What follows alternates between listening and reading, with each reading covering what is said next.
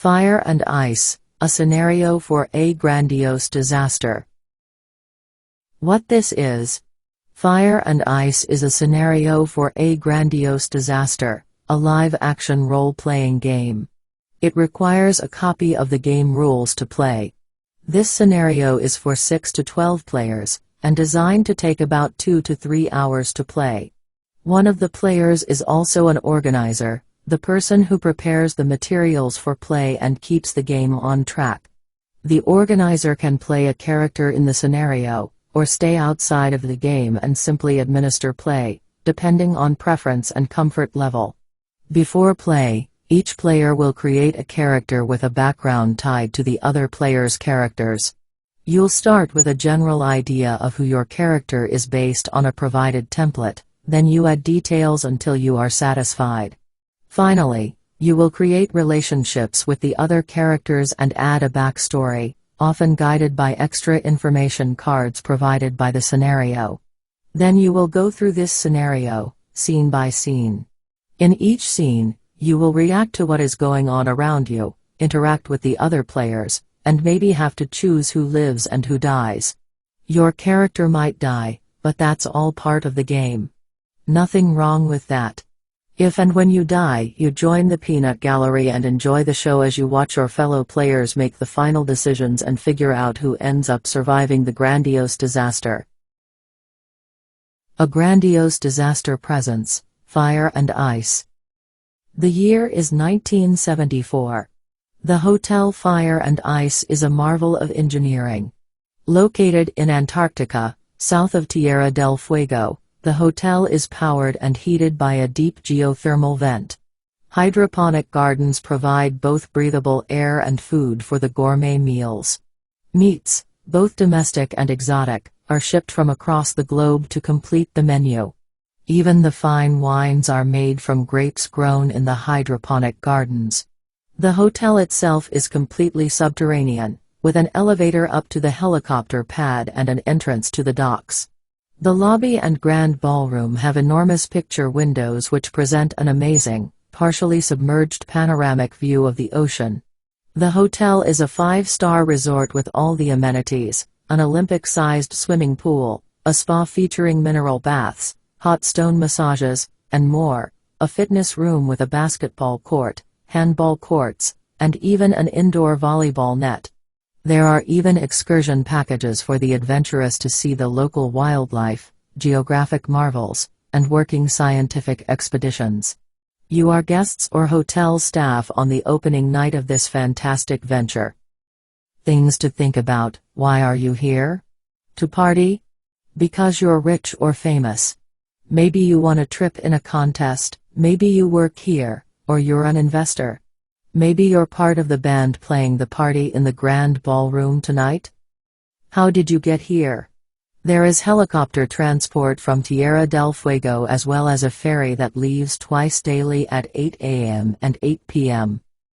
What are you most looking forward to? The spa? The day trips?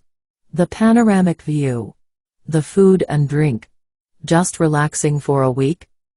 How do you feel about the other people in this hotel, not just those with whom you have a history? Scenario notes.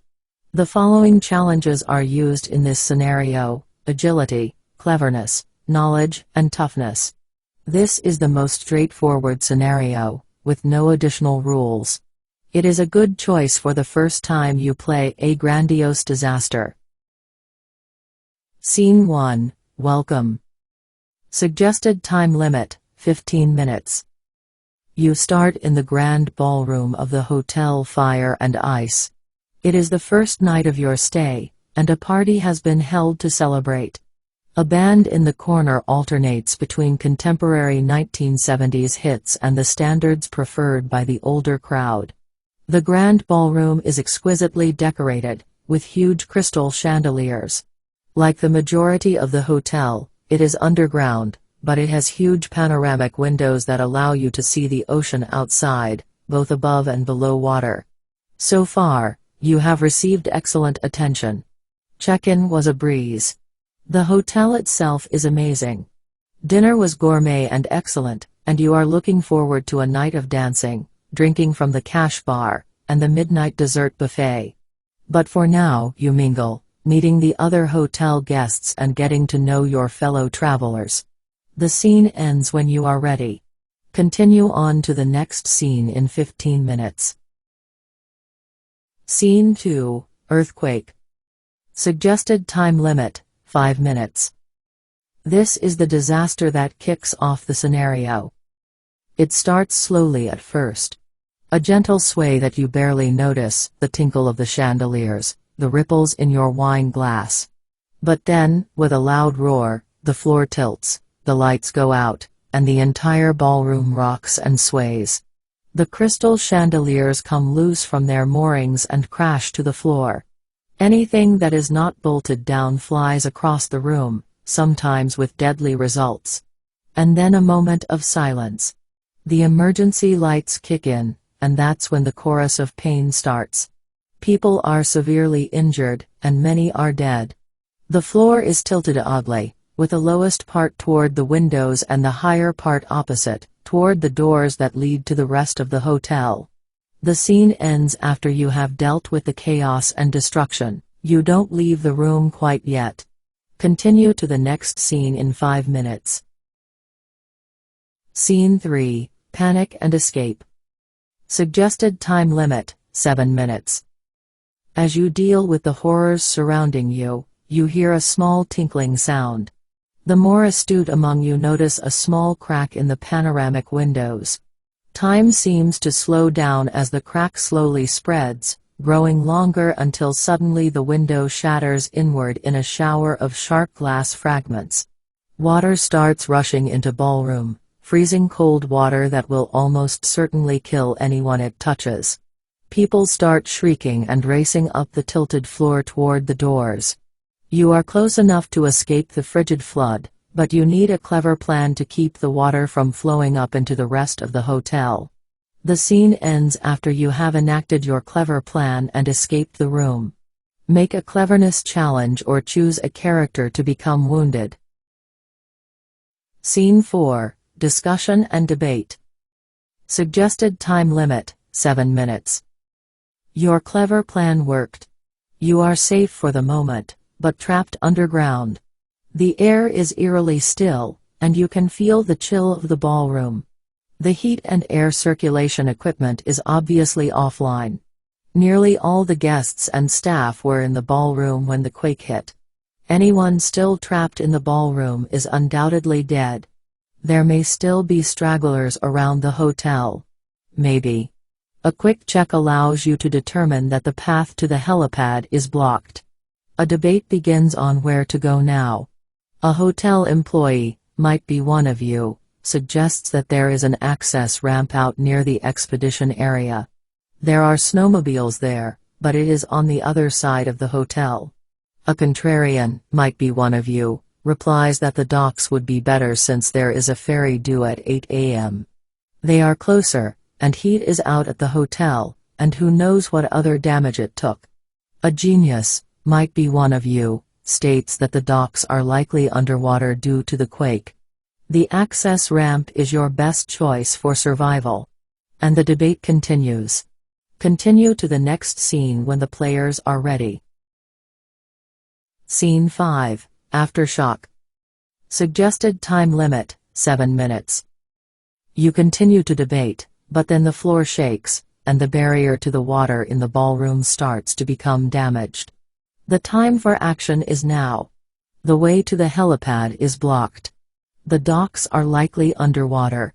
The access ramp is your best bet. You start sprinting there while the hotel shakes around you. As you sprint, the hotel ceiling starts caving in behind you. You need to hurry, or someone will be crushed. You run in the general direction of the access ramp, but due to cave-ins, you have to take some detours. There is no turning back now.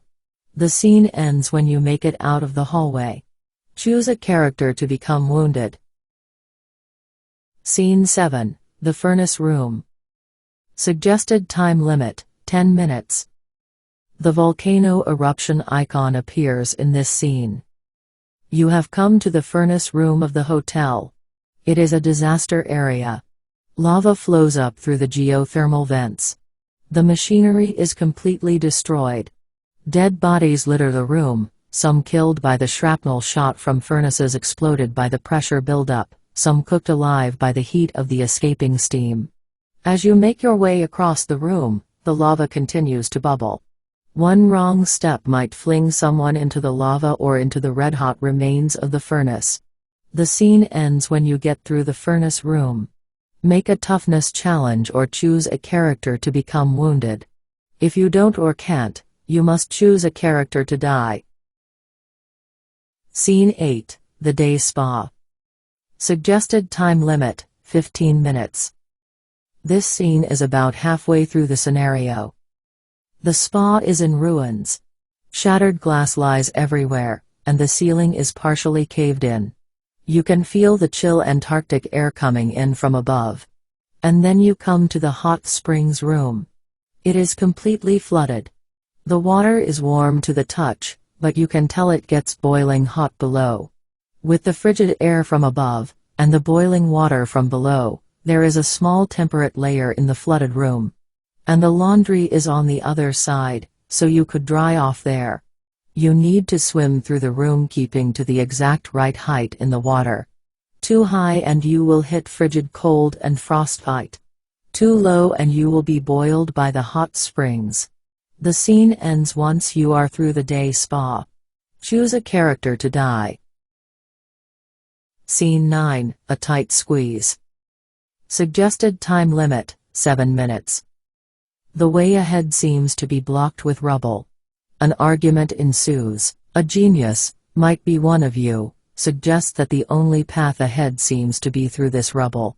A contrarian, might be one of you, laments that you should have gone to the docks in the first place and now you're all doomed. Someone, might be one of you, just wants the contrarian to shut up, and might even threaten physical violence. Tensions are high, but then one of you notices a slight breeze and light coming through the rubble. There must be a way through if the rubble can be moved. You confirm that the rubble is loose, and people start moving it to make a tight squeeze through the cave-in to get through.